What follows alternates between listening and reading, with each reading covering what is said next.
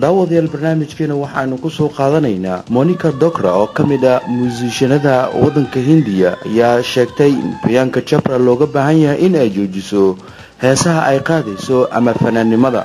muusigyaqaanada kale ah Vishal Dadlani iyo Monica Dokra ayaa waraysi xasaasi ah oo ay siiyeen warbaahinta Hindiya waxa ay ka hadleen arrimahan. Vishal Dadlani ayaa ka dhawaajiyay mar la weydiiyay xidigta ku haboon in ay iska dhaafto fanaanimada ama heesaha ay qaadaan xidigaha qaarkood. Vishal ayaa tooshka ku iftiiniyay atirishada caanka ah Sonakshi Sinha taasoo uu yiri in ay ku haboon tahay in ay iska dhaafto gabi ahaanba qaadida ama fanaanimada. Haddaba Monica Dokra oo ah gabar muusiga si fiican u taqaano ayaa dhankeeda ka dhawaajisay ama sheegtay in Priyanka Chopra ay iska dayso heesaha ay qaadayso waayo ay tiri kuma haboona sababtoo ah Priyanka Chopra waa tirisho heer sare ka gaartay fanka maqaam gaar ahna ku leh sidaas awgeed ma la isla barbar dhigi karo jilinka iyo fanaanimada. waxaan dhihi lahaa fanaanimada ama heesaha ay qaadayso ha iska daydo sababtoo ah xirfadeeda ma aha.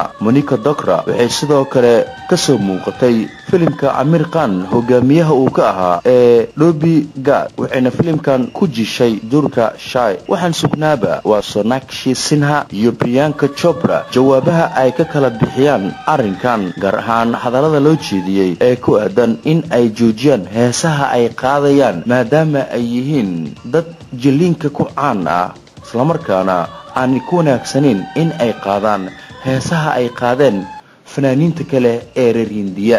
daawadayaal intaas ayaynu barnaamijkeena ku soo gabagabaynaynaa.